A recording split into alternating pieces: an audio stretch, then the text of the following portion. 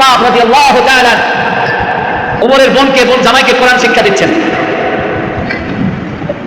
উমর তার ঘরের পাশে গিয়ে একটু তেলাওয়াত শুনেছে, বাস অ্যাকশন শুরু হয়ে গেছে।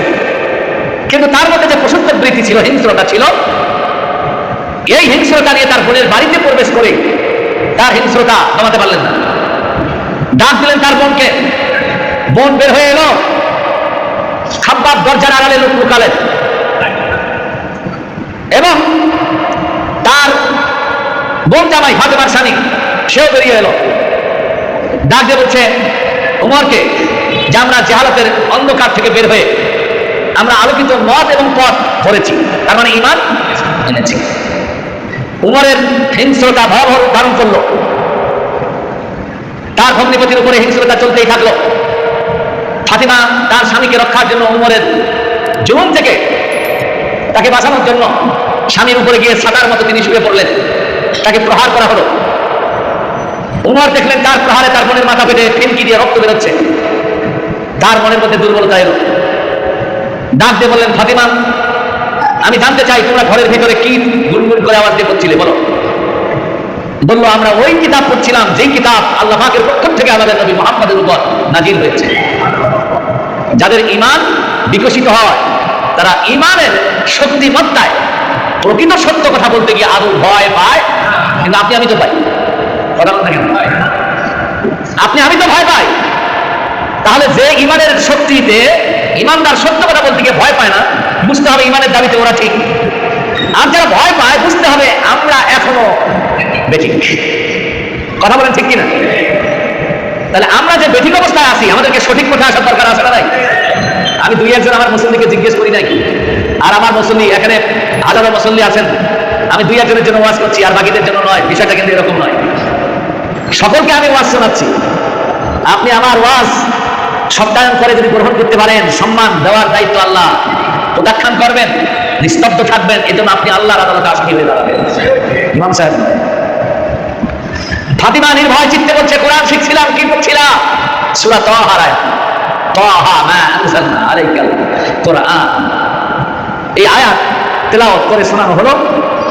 উমরের ভিতরে যে হিংস্রতার পর্দা পড়েছিল, এই আয়াত তেলাওয়াত শোনার পর আর মরিচিকা ভেঙ্গে চূর্ণ বিচূর্ণ হয়ে গেল, পাথর বলে পানি হয়ে গেল। সুবহানাল্লাহ। ছিল পাথর, হলো কি পানি। উমর ডাক দিয়ে বলল, কোথায় পড়ছিলে, কোথায় লেখা আছে দেখাও। বর্ণনায় এসেছে পাথরের মধ্যে লিখিত ছিল, অথবা চামড়ার মধ্যে লিখিত ছিল, অথবা গাছের পাতায়। বললো আমাকে দাও।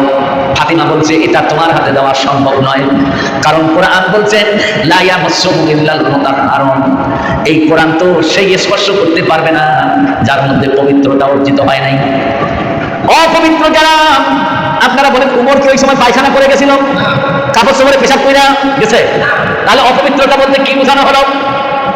পায়খানার থেকে পবিত্র ছিল, পোশাক থেকে পবিত্র ছিল, কিন্তু আত্মাগত দিক থেকে ঈমান তার মধ্যে না থাকার কারণে সে ছিল অপবিত্র।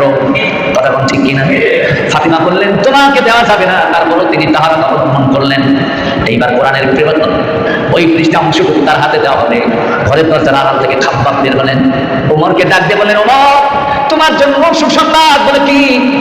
গত রাত্রে আল্লাহর নবীকে আল্লাহর কাছে দোয়া করতে শুনেছি। নবীজি বলেছেন আল্লাহ ইসলামের শক্তি বৃদ্ধির জন্য হয় আবু জাহেল, না হয় উমর ইবনে খাত্তাবকে তুমি মুসলমানদের কাতারে কবুল করো। এই হাদিস থেকে জানা যায় তাহলে অমুসলিমের জন্য ইসলামে আহ্বান করার অর্থে দোয়া করা জায়েজ। যেরকম আসে না নাই? হযরত ওমর খাব্বাবকে ডাক দিয়ে বললেন, খাব্বাব এই মুহূর্তে নবী কোথায় আছে?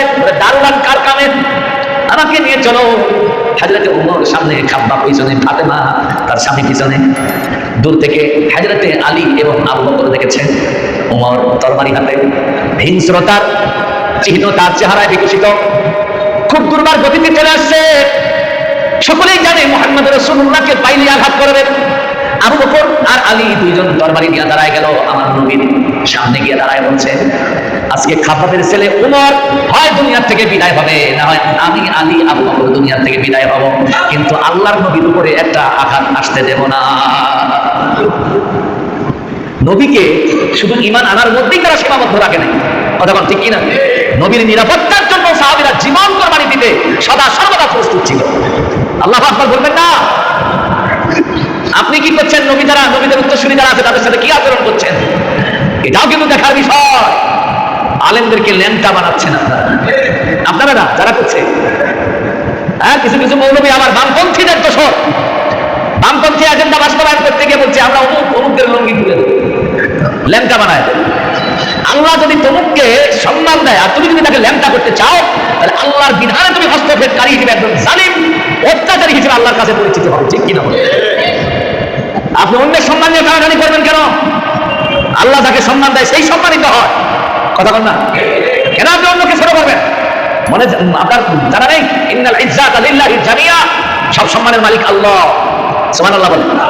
আমার নবী বলেছেন আকরিম তুকরিম ক্বাল আলাইহিস সালাম, তুমি অন্যকে সম্মান দাও, তোমার সম্মান আল্লাহ বাড়ায় দেবে। বাবা কন্যা চাচা, আমি যদি চাচার সম্মান দেই, আমার সম্মান কে দিবে? উনি না দিল, দেওয়ার ক্ষমতা কার? আর সম্মান তো ওনার কাছে নেই। হযরত ওমর তাদের ভুল ভেঙে দিলেন। আলী তরবারি নিয়ে দাঁড়ায়, আবু বকর, আমার নবীজি আবু বকরের ঘাড়ের উপর দিয়ে হাত বাড়ায় দিয়া ওমরকে ডাক দিয়ে বললেন, ওমর আর কতকাল অন্ধকারে থাকবা?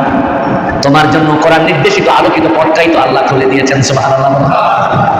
সঙ্গে সঙ্গে ওমর হাতের তরবারি পায়ের নিচে ফেলায় দিয়া তরবারির উপরে দাঁড়ায়া আমার নবীকে ডাক দিয়ে বলছেন, নবীজি জীবনের ভুল বুঝতে পেরেছি, আর এই ভুলে থাকতে চাই না। ভুল থেকে বের হওয়ার জন্য আপনার হাত বাড়ায় দেন। আমার নবী হাত বাড়ায় দিলেন, ওমর হাতটা ধরলো। নবীজি বললেন, বলো লা ইলাহা ইল্লাল্লাহ মুহাম্মাদুর রাসূলুল্লাহ। জোরে বলেন সাল্লাল্লাহু। এটার নাম কি? ঈমান। জোরে বলেন, এটার নাম কি? আরো যখন কি নাম? উনিও লা ইলাহা ইল্লাল্লাহ পড়ে ঈমানদার বলেন, আপনিও আমিও পড়েছি। হযরত ওমর জিজ্ঞেস করলেন, নবীজি ইয়া রাসূলুল্লাহ, মুসলমান কতজন? আমার নবী বললেন, তোমার আগে ছিল 55 আর তোমাকে নিয়ে হলো 56। সুবহানাল্লাহ বলেন। কেন সুবহানাল্লাহ বললেন? এই 56 মুসলমান কি ইসলাম প্রতিষ্ঠিত করতে পারবে? হ্যাঁ, পারবে। মুসলমান ইসলাম প্রতিষ্ঠিত করতে গিয়ে সংখ্যা ভিক্ষার ভিত্তিতে ফয়সালা করে না। মুসলমান ইসলাম প্রতিষ্ঠিত করতে গিয়ে মজবুত ঈমানকে নিজের হৃদয়ের পুঁজি বানায়। ঠিক আর যখন ঠিক কিনা? এই তনকা মসজিদে সব মুসল্লি ইসলামী আন্দোলন করবে বিশ্বাস হয় না। এর মধ্যে যদি 20 জন ইসলামী আন্দোলন করে আর 80 জন যদি না করে, ওই 80 জনকে 20 জন দ্বারা পরাজিত করার ক্ষমতা আমার আল্লাহর আছে। ঠিক কিনা বলেন? তাই বলে 80 জন বিরোধিতা করুক আর আমরা চুপচাপ থাকবো? কথা বল। আমাদের দেশে ইসলাম না থাকার কারণে যত অন্যায়, অবিচার, দুরাচার হচ্ছে, ইসলাম প্রতিষ্ঠিত হলে এগুলো থাকবে না। ঠিক কিনা বলেন? হযরত ওমর ডাক দিয়ে বলছেন, রাসূলুল্লাহ, হাবিবাল্লাহ, দ্যাটস এনাফ। এই 56 জন, আমি সহ 56 জনই যথেষ্ট। সুবহানাল্লাহ বলবেন না? ওমর কি জন্য গেছিল? নবীর কল্লা কাটতে। ঠিক কিনা? আর ওমর যাইয়া নিজের কল্লা কাটতে দিয়া এবার নবীকে সামনে দিয়েছে। সুবহানাল্লাহ বলবেন। আর বাকি দলবল মুসলমান পিছনে, নবীর সোজায় পিছনে ওমর তরবারি হাতে। কি হাতে? আরে বাবা, মক্কার কুরাইশ নেতৃবৃন্দ দেখছে আর ডাক দিয়ে বলছে, ওমর তোমাকে শক্তি দিয়েছি, ক্ষমতা দিয়েছি, টাকা দিয়েছি এই মুহাম্মাদের দলের আওয়াজ দেওয়ার জন্য। মক্কার নেতারা বলছে ওমরকে, তার কল্লা কাটবা, এটাই তো আমাদের দাবি। ওমর বলছে, শোনো, আমি এতদিন তোমাদের ছত্রছায়া থেকে জাহান্নামের পথে চলছি না, আমি জাহান্নামের পথ থেকে সঠিক পথ জান্নাতের পথ খুঁজে পেয়েছি। তবে আমি ওমরের কথা বক্তব্য হলো, আমি এতদিন দেখেছি তোমরা এই সংখ্যালঘু মুসলমানদের জুলুম করেছো, নির্যাতন করেছো, নিপীড়ন করেছো, এদের নামে হামলা, এদের নামে মামলা, এদের নামে মিথ্যাচার, এদের চরিত্র হলো অপমান, লাঞ্ছিত করেছো। কিন্তু মনে রাখবা, খাব্বাবের ছেলে ওমর এখন থেকে মুসলমান। একটু জোরে সুবহানাল্লাহ বললেন। আমি ওমর যদি শুনতে পাই মক্কার কোন কাফের, মক্কার কোন কুরাইশ নেতা যদি একটা মুসলমানকে নির্যাতনের জন্য তার কিসাব করে মানে চুল যদি স্পর্শ করেছ, ওমরের এই তরবারি তার কল্লা কেটে জমিনে ফেলাই দেবে। আল্লাহু আকবার বলবেন না? আমরা সেই উমরের উত্তরসূরি হতে চাই। ঠিক কিনা বলেন? আমরা ওই খাব্বাবের উত্তরসূরি হতে চাই যে হাজার জুলুম নির্যাতনের মধ্যে নিজের ঈমানের উপর অবিচল থেকেছেন, ঈমান থেকে এক বিন্দু কলমল করেন নাই।